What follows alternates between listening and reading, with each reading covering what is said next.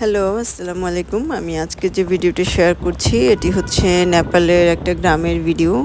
আমরা যখন নেপাল গিয়েছিলাম আমি এই ভিডিওটি করেছিলাম। তো সেটি আজকে আপনাদের সাথে শেয়ার করছি। এটা হচ্ছে গ্রামটার নাম হচ্ছে মারফা ভিলেজ। এটা হচ্ছে নেপালের একটু উপরের দিকে জমসম এবং মুক্তিনাথ যে প্লেসটা আছে বলে ওই দিকে যাওয়ার পথে আর কি এটা পড়ে।